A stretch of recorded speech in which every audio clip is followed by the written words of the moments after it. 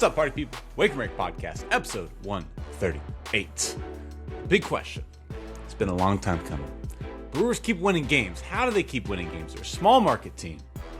They seem to bring in players, push out players having career years. What is Milwaukee doing? How have the Milwaukee Brewers solved the baseball equation? That is what we're diving into today on today's episode. One of the smallest markets in baseball. They've made the playoffs in 7 of their last 8 seasons. Players they let go seem to decline. Players they acquire all seem to get significantly better in Milwaukee.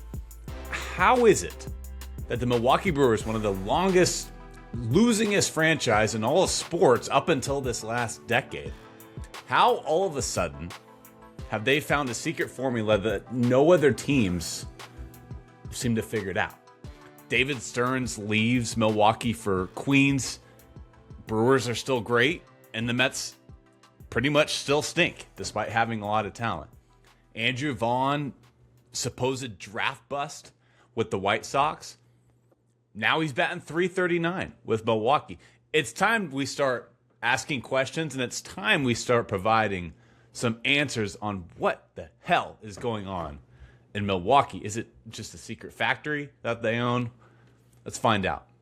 2 years ago on this show, I was joined by Jake McKinley, my former coach, most notably spent 4 years with the Milwaukee Brewers as their VP of player development. He did touch on what makes this organization so unique. But you know what's crazy? Like, at least in my time, I mean, of course, like any organization, and whether it's sports or non-sports, there's going to be things where things are said and it's like, hey, this doesn't leave the room, right? But you know, when I think about that buzzword culture, and I think about like the Brewers culture, I can't recall like that many times when I was there where it's like it's explicitly said like, hey, this doesn't leave the room. And the reason I say that is like I think that's a compliment to like Brewers culture that I think is probably long standing, is like, hey, I think people have each other's backs there, and you know, what's said, you know, behind closed doors, you just know it's sacred. So yeah, I would say that's a compliment to the Brewers, you know, for something that's probably been established long before I got there, you know. So what is it that Milwaukee does differently? I did the research. I did the deep dive. I may have found a couple stats that could answer all of these questions. Let's dive into it.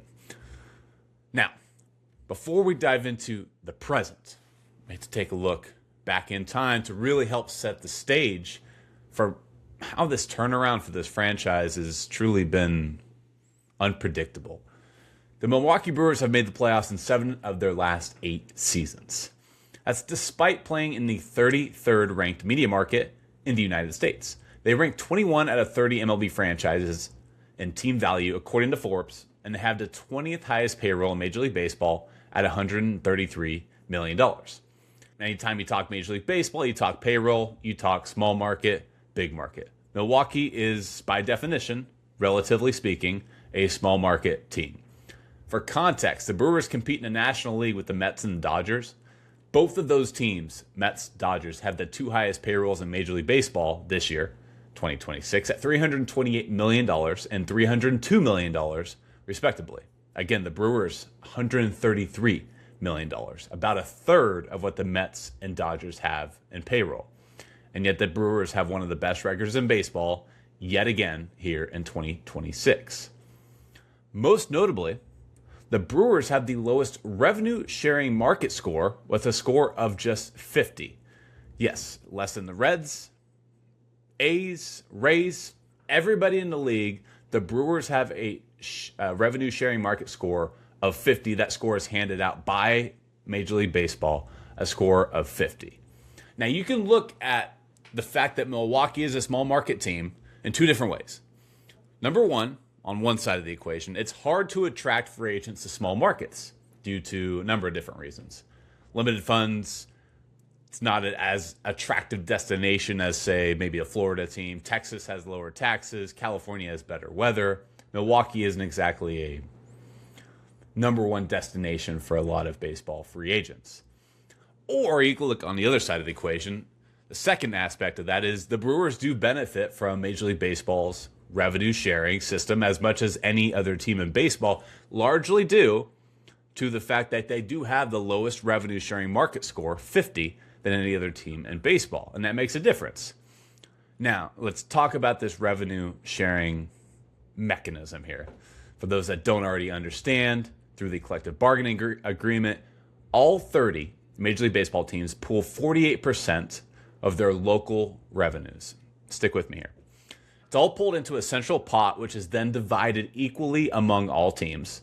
Because the Brewers operate in the 33rd largest U.S. media market, aforementioned, with lower local revenues, they receive more money out of this pool than they contribute, which they net about $50 million in this revenue sharing system because they're a small market team, and all these funds that are contributed from the other 30 Major League Baseball teams, Milwaukee Brewers ownership gets a big slice of that pie. So in sum, Milwaukee doesn't exactly bring in the big bucks, but they are at least getting some more money in revenue due to the revenue sharing system that Major League Baseball has implemented thanks to the late Bud Selig. Now, Milwaukee, they are a little tight when it comes to funds, but they're not too afraid to spend money, especially in recent days.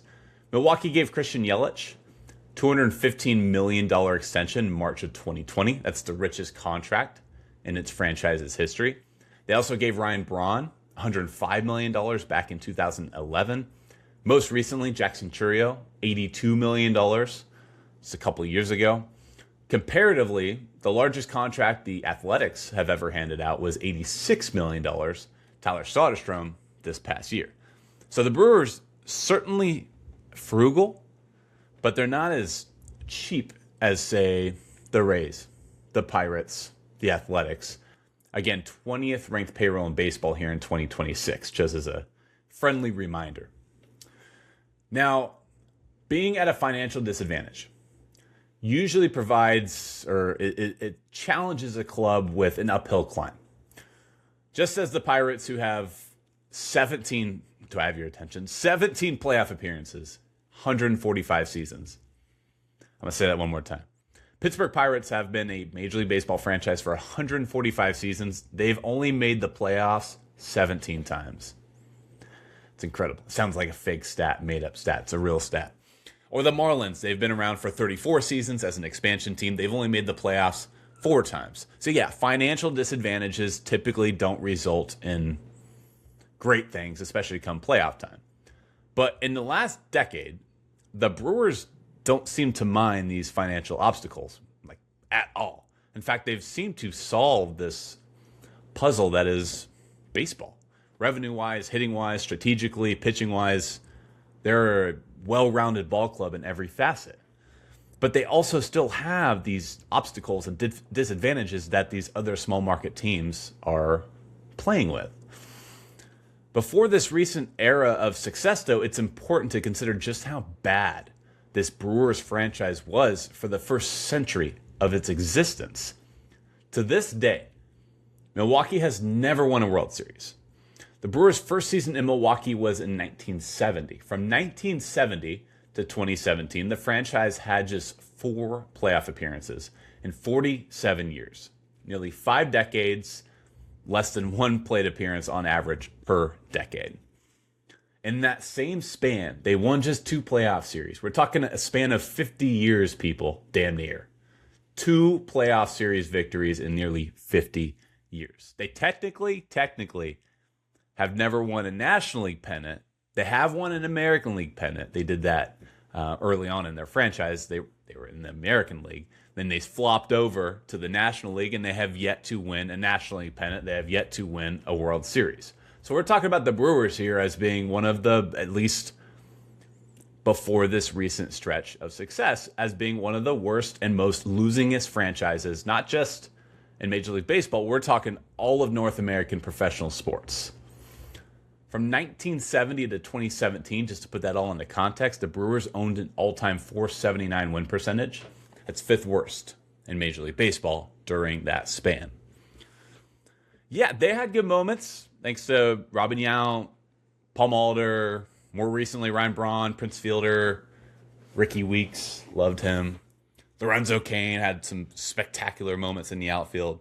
But these moments, truly, when you look at their franchise's history, were very few and far between. Very few and far between. 8 playoff wins in that 47-year span, 1970 to 2007. You're going to hear me say that stretch a lot as a comparative era. 47 years, 8 playoff wins total, 2 playoff series wins. That is, by the way, those 8 playoff wins, excuse me, between 1970 and 2007. That is the fewest in the National League in that span. But then something happened in 2018. Seems to be happening every year since 2018. Something flipped with the Milwaukee Brewers. They got really good. And they've been really, really good ever since.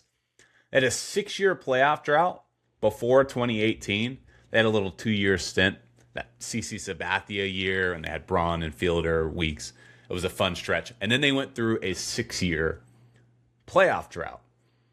After that 6-year playoff drought, the Brewers clinched a postseason spot in 2018, only to come up short in Game 7 to the Los Angeles Dodgers in the National League Championship Series. Despite those shortcomings, this was the start of something new in Milwaukee, a new era of winning and a new era of strategy, hitting, pitching, front office, payroll, etc. Since 2018, the Braves. The Brewers have made the playoffs in all but one season. And even in the one season they didn't make the playoffs, which was in 2022, they still finished 10 games over 500 that year. They were 86 and 76. They just got beat out by the other teams. So 8 straight years, either playoffs or winning season in each of those years. From 1970 to 2017, that same stretch that I keep repeating, the Brewers won 14 playoff games in 47 years. Since 2018, Milwaukee has already won 11 playoff games in the last 7 years. It can't be just simply a new manager came in and had this new strategy, and it was just one man who decided to turn this franchise around. Because Craig Counsell, yeah, he had a lot of success and he helped turn this franchise around in Milwaukee, but Craig Counsell left for more money to go up, I should say down to Chicago. And the Brewers have responded without Craig Counsell, with Craig Counsell being the manager of the Chicago Cubs. The Brewers have responded by having Pat Murphy win back-to-back Manager of the Year awards, 2024 and 2025. Might be on his way to another one here in 2026. And they've also responded with 2 straight National League Central Division titles. Again, I say it might be 3 straight. They are currently leading that National League Central Division here in July. So what happened? What changed?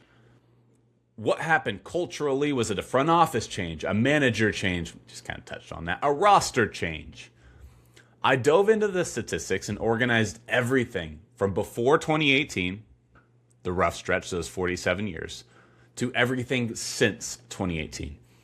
At first, not a lot stuck out to me. I couldn't quite put my finger on what was going on in Milwaukee. But then I started to find some trends amongst this team and organization that were frankly impossible to ignore. Are these stats the reason the Brewers turned this franchise around seemingly overnight? Maybe not these stats alone, but it can at least provide some glimpse behind the curtain of what this front office and scouting department does differently or better than the other 29 Major League Baseball teams. They don't throw any harder than other teams, just to start on the pitching side of things. They don't throw any harder than other teams, at least on average.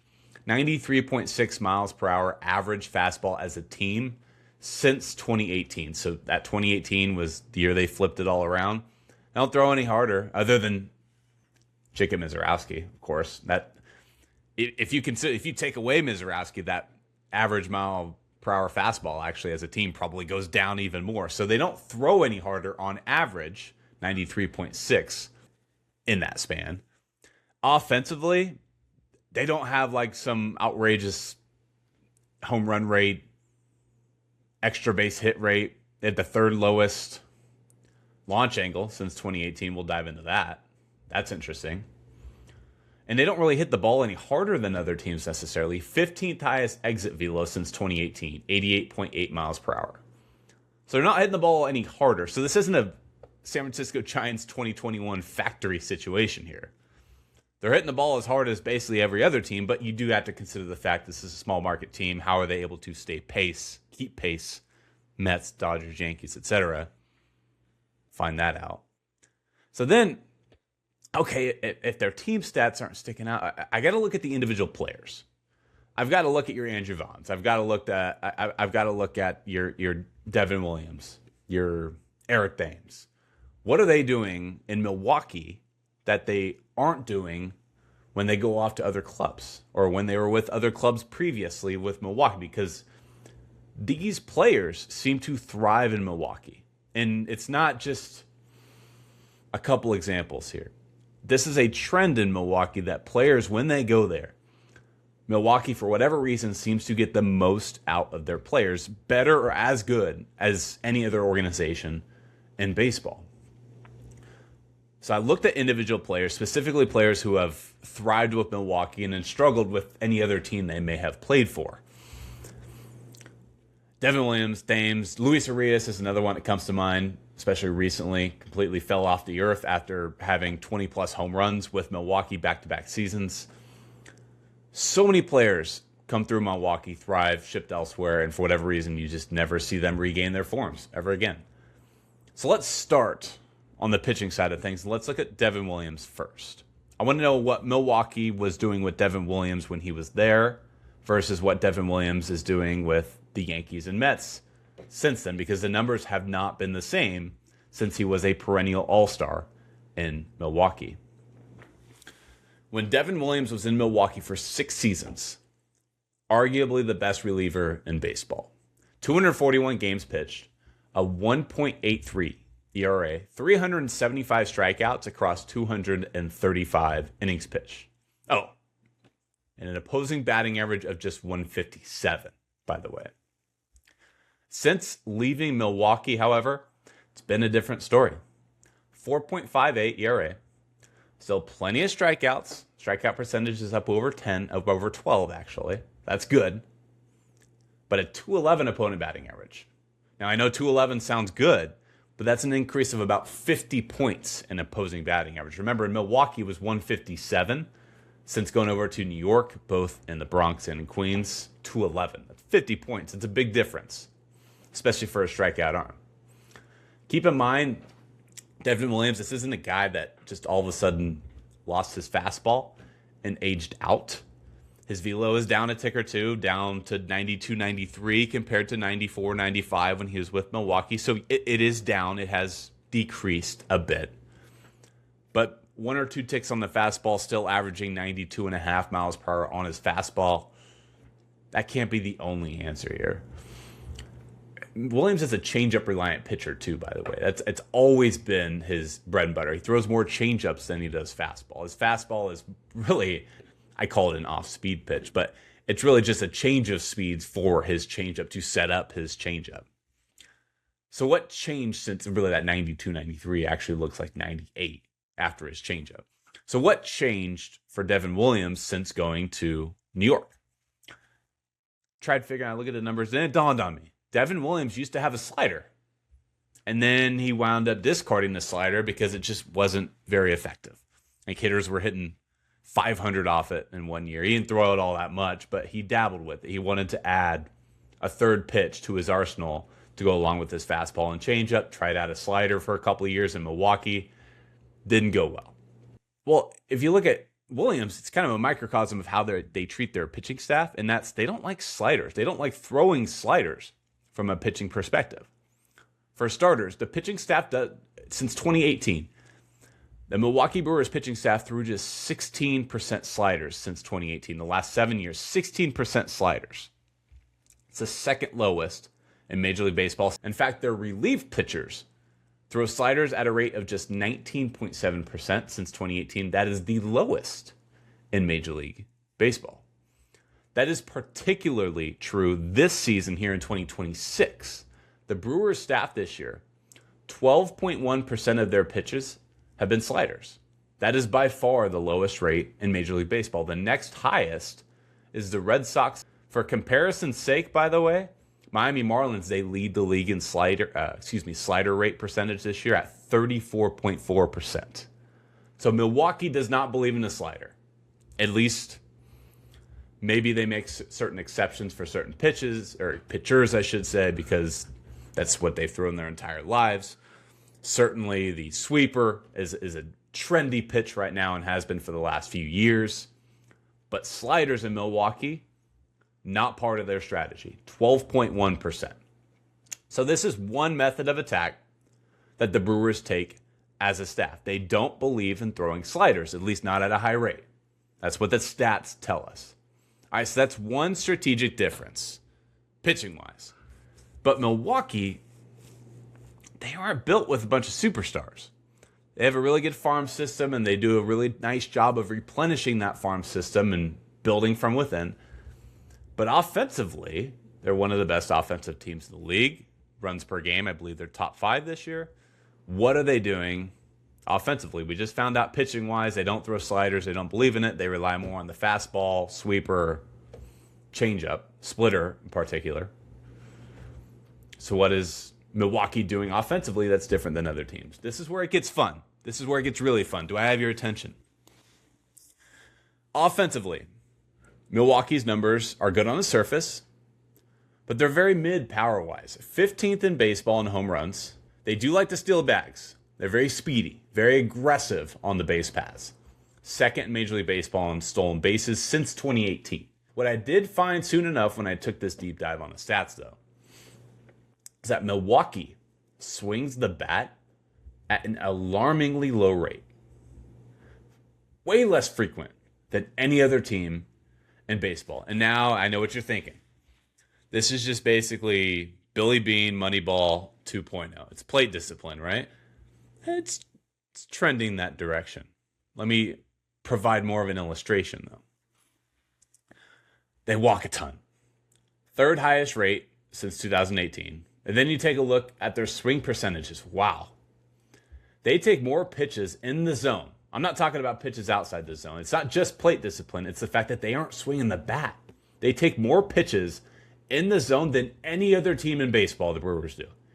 18.5% called strike percentage.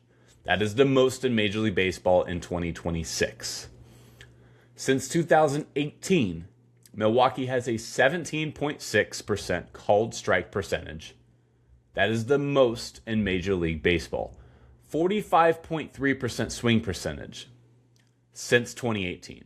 That is tied for the lowest in Major League Baseball with the Yankees. I keep using that year, 2018. That is when this franchise flipped. 7 playoff appearances since 2018. And in 2018, something happened strategically, offensively. This team stopped swinging the bat. They started taking more pitches. They started having better approaches at the plate, seemingly. They changed their approach. And this trickles down throughout the entire organization, too, by the way. AAA affiliate, Nashville Sounds. They have the second highest walk percentage in the minor leagues this year. That's the Brewers AAA. Their AA affiliate, Biloxi Shuckers. They have the highest walk rate in the Southern League. Their high single A affiliate, Wisconsin Timber Rattlers. Second most walks in the Midwest single A league. This starts at the top and trickles down. And this is the culture that the Brewers have set for themselves. And this has been building for a decade now. Draw walks, get on base, a little bit of Moneyball 2.0. So yeah, the Brewers are taking pitches. They're relying on plate discipline. Not all that unlike Billy Beane, Moneyball from the early 2000s. Unlike Moneyball, at least the movie, I will mention the Brewers have good amount of talent offensively. Moneyball movie, it drives me crazy. They just completely ignore the fact that they had Miguel Tejada, who is an MVP, Eric Chavez, MVP candidate. They don't talk about how they had Tim Hudson and Barry Zito and Mark Mulder, Jermaine Dye. team was absolutely stacked. Milwaukee, maybe not as stacked as the Moneyball A's of that era, but Yelich, Contreras, these are all-star. Bryce Terang, former top prospect. This is a very good roster. Pitching-wise, Woodruff's been an all-star. Mizorowski's looking like the greatest pitcher in any single season at this juncture. So this is a very good roster. It's not just Moneyball 2.0 here. They do have talent. You need talent to be able to win games in this league. Certainly the Brewers are no exception here. Let's get back to the stats. From 2013 to 2017, before the Brewers got great, Milwaukee had a 47.7% swing percentage. That was sixth highest in Major League Baseball. Remember, we just talked about how their swing percentages have been the lowest in Major League Baseball. The 5 seasons before the Brewers turned things around, sixth highest swing percentage in baseball. They also had the 8th lowest called strike percentage. So the 5 years before they turned things around, they were swinging. The plate discipline was not there. From 1970 to 2017, that 47-year stretch that I keep sounding like a broken record, Brewers walked 24,514 times. That is the 17th most in Major League Baseball. Since 2018 and that turnaround to present, they have the 3rd most based on balls in Major League Baseball, behind only the Dodgers and the Yankees. Their plate discipline just wasn't prioritized from an organizational standpoint up until 2018. At least that's what the stats show. It's become a cliche in baseball. It's all about getting on base, right? The Moneyball quote that everybody thinks, does he get on base? Doesn't matter how you do it. Walk, hit by pitch, reach on error, whatever it is, just get on base. Andrew Vaughn's a perfect example of a player who was seemingly a bust with Chicago. He's a Golden Spikes Award winner, was expected to be an all-star player with Chicago, never got things going. On-base percentage in Chicago was below 300, wasn't swinging at good pitches, didn't have the right hitting approach. Andrew Vaughn, after having all this success, now batting over 330 with the Brewers this year, Andrew Vaughn credited plate discipline for his breakout with Milwaukee in an interview, saying he's now finally swinging at, quote, good pitches. Baseball is the game of adjustments always. What kind of adjustments have you made in your swing to kind of get you where you are right now? Yeah, getting sent down, I think the biggest thing was just work on myself, go figure out what's going on. Was hitting the ball hard, but might have been chasing a little too much. Just, fine-tune some things and, just get back to being myself in the box. Now, with all that said, when the Brewers do swing the bat, they don't really rely on launch angle, like at all. The Brewers here in 2026 have a 9.0 average launch angle. That is the lowest in Major League Baseball. The next lowest is the Padres at 10.4. So all the home runs, the extra base hits, the strikeout percentages, everything that Major League Baseball and hitting coaches are seemingly incentivized at a higher rate than ever before in the sports industry, Milwaukee's saying, no, we got a different strategy. 9.0 average launch angle, lowest in Major League Baseball. Last year, Milwaukee had the 4th lowest launch angle. Before that, 3rd lowest. So this is a trend. This is not just a 1 year off thing. When the Brewers aren't taking pitches, they hit hard ground balls. That's another strategy that they're taking. Very different than other clubs. Dodgers, for example, Mookie Betts is a perfect example. They want fly balls. They want to hit the ball in the air and drive the ball out of the ballpark. That is their organization direction offensively. Milwaukee's completely different. In the last 2 seasons, Brewers hitters have a combined 45.8 ground ball percentage. So 45.8% of the hits they put in play are ground balls. That is the most in Major League Baseball over the last 2 seasons. They also have the lowest, as you probably would have guessed, the lowest fly ball percentage in that span at 34.9%.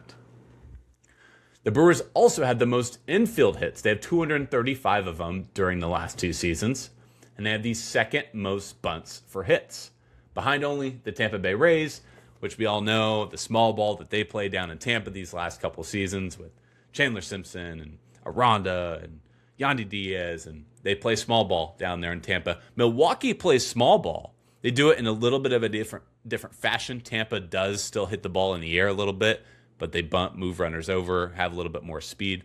Milwaukee, they bunt, they put the ball in play, and they hit hard ground balls. So a little bit of a different fashion of small ball up to the north. One other aspect, getting deeper and deeper on Milwaukee's hitting strategy, they never pull the ball. Milwaukee, since 2021, they have a 39.1% pull rate, the lowest in Major League Baseball. They go up the middle a lot, 36.3% of the time. That's the most in Major League Baseball. So they don't necessarily go oppo all the time. They do have a high opposite field hit percentage as well, but they are mostly trying to drive the ball through the middle, and they are not trying to pull the ball. 39.1% pull rate, lowest in Major League Baseball, again, I say. And in 2026, that oppo hit field percentage actually is the highest in baseball at 26.4. So they do hit the ball either way. All right. That was a lot of numbers. Let's hit pause and just review for 1 second as I take a swig of water. What do the Brewers, I'm going to surmise it all. A lot of numbers. What do the Brewers do differently than any other team in baseball? They don't swing, number one. They have the lowest swing percentage in baseball and the highest walk rate in baseball. Secondly, when they do decide to swing, they hit hard ground balls, often to the opposite field. Highest opposite field swing rate in the league. So in this league, again, they're incentivizing home runs, fly balls. That's what gets you the big paychecks. Your Tyler O'Neills. That's what's getting paid nowadays. You can hit 300 like Luis Ariz and struggle to get a contract. Tyler O'Neill hits 200 every year with 20-plus home runs. Doesn't seem to have an issue finding a new contract. That's the modern-day Major League Baseball. So this league, launch angles, fly balls, home runs. Dodgers have won back-to-back World Series. They hit a lot of fly balls. Muncy, Mookie, Shohei, some of the highest fly ball percentages in baseball. The Brewers are operating very, very differently. Very differently. Relying more on hard hit ground balls and station-to-station run production. All right, do we have any questions? Any stats you need me to look up? If you do me a favor and hit subscribe and leave us a comment in the comment section on YouTube, Spotify, Apple Podcasts. I will do my best to answer every question that you put in our comment section, the best I can. One final point before I move on to my final segment, a segment I like to call the curious case of Christian Yelich, is that the elimination of the infield shift has significantly increased the value of these Brewer players due to that ground ball hitting strategy. For example, here in 2026, the Brewers had the highest ground ball rate in baseball and the fifth most runs scored per game. Prior to the 2023 season, Major League Baseball, as you probably remember, eliminated the extreme defensive shift and added stricter enforcement rules. The regulations are specific, require the following defensive setups before each pitch. For example, you got to have 2 players per side. Defensive must have a minimum of 4 infielders, exactly 2 positioned on each side, either side of second base. They've got to all be on the dirt. All 4 infielders must have both feet within the dirt of the infield. So you can't put a 4th outfielder out in the outfield like they used to, especially with lefties. So there's a strict enforcement on shifts starting before the 2023 season. Since eliminating the shift, Brewers have, before that 2023 season, since eliminating it, the Brewers have the second highest ground ball percentage in baseball at 45.5%, 7th most runs scored in Major League Baseball. From 2018 to 2023, yes, the Brewers got good, but this was before they eliminated the shift. The Brewers had the 8th highest ground ball percentage. So it's still high, higher than most of the league, but not as high as it is of recent. They only rank 16th in total runs scored from 2018 to 2023. Again, still a good ball club. This is when they turn things around. But those ground balls that they were putting in play were not being rewarded with as many runs. 16th in total runs scored during that stretch. Again, they're 5th this year. So still, high ground ball percentage rate, weren't scoring as many runs. largely could be due to the ability that the defense had the ability to overload sides of the infield with defenders.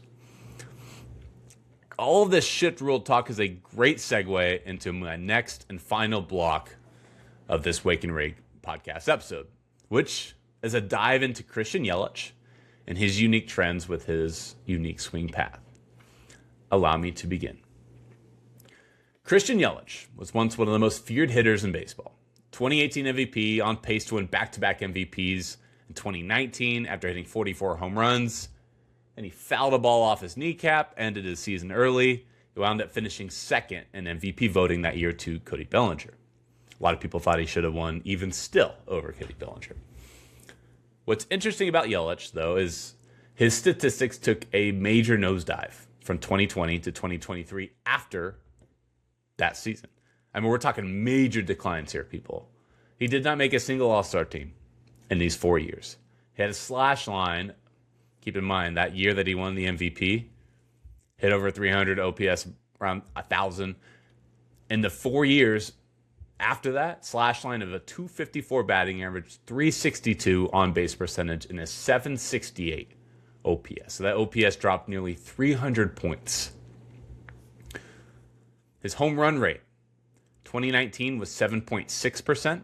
Home run rate from 2020 to 2023, 2.7%. Cut in thirds, basically. So what the hell happened? Did Yelich just age too quickly? Did his injuries derail his career physically? Well, coincidentally, the reasonings all tie back into the Brewers' organizational hitting strategy.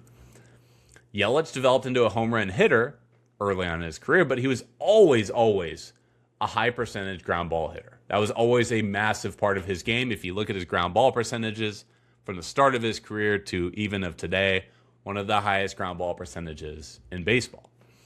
From 2016 to 2023, 114 hitters amassed 3,000 plate appearances. Yelich had the second highest ground ball percentage amongst those hitters. It's a fancy way of saying he hits a lot of ground balls, folks.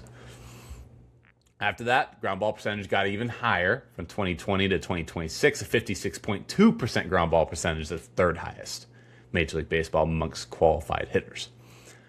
Now, I'm going to ask all of you to fast forward to 2024. Yelich had his struggles. Now, all of a sudden, 1 year after the defensive shifts were banned, Yelich, who was still hitting the ball on the ground as often as ever, made his first All-Star team in 5 years. Had his highest OPS, slug percentage, batting average, and home run totals since fracturing his kneecap in 2019. After batting 254, a 768 OPS from 2020 to 2023, Yelich all of a sudden started finding holes in the defense again, largely because the defensive shift was banned. Since 2024, Yelich is hitting 275, 812 OPS, and a 454 slug. He may not be back to MVP Yelich, but he is absolutely the consistent all-star hitting outfielder when healthy we all came to know and love when he's on the field. And get this is where we tie it all together. Yelich here in 2026, third highest ground ball percentage in baseball at 55.6%. And he doesn't chase. He doesn't chase pitches out of the zone. This is where the plate discipline comes into play. Chase percentage is at 23.4%. That's an 84th percentile in Major League Baseball. This is what Milwaukee does. Yelich hasn't changed his hitting approach. All the difference is that his hitting mechanics and strategies have aligned with the organization perfectly and with the rule changes with the elimination of the defensive shift. Hard ground balls, using the hold field, going to the opposite field, going to the center field, not trying to pull everything. This is what Milwaukee does. This is what Christian Yelich does. Put that together with the elimination of the shift. All of a sudden, it's not that difficult to understand why Yelich has returned to this all-star form. So there you go. A lot of words, a lot of numbers, all that to say, I pray you haven't fallen asleep on me quite yet. I nerded out quite a bit when doing this dive because Milwaukee still being a winning team this many years later after they turned the franchise around 7 years ago, 8 years ago. It always blew my mind how they were able to do what they're doing on a year-to-year basis after being one of the worst franchises in baseball for 50 years. And now it just seems like they're just an absolute pest for the entire league. And when I figured out about Milwaukee, it's not that they have found like the secret formula to hitting necessarily. Rather, their hitting approaches and hitting directions are simply the most unique in baseball. Comparable maybe to only Tampa, and Tampa operates very similar to Milwaukee in that they're a small market team that has to find advantages and loopholes in the system to be able to compete with your big market teams. If you look at the franchise's hitting numbers and trends in the 50 years leading up to this decent run, more than decent run, it's easy to see that this organization's direction has completely changed to a new strategy. From 17th most walks in the previous 47 years to now the highest walk rate in baseball and highest ground ball rate. There's no arguing it. They had an organizational turnaround in strategy and tactic. So the next time you're sitting in the cages and you're wondering how good your launch angle is, your fly ball percentage, what's my home run rate, I'm not driving the ball out of the ballpark as much as I want to. Just remember, hard ground balls might be a dying breed, but it's one of the major reasons why the Milwaukee Brewers have been able to change this so-called small market franchise from being one of the biggest laughingstocks in sports to now being one of the most consistent winners in sports. Thank you for listening. Don't forget to hit subscribe, leave a 5-star rating, and write a review. You can find us on Apple Podcasts, Spotify, Amazon Music, YouTube, or wherever you get your podcasts. Thank you so much. Talk soon. Adios.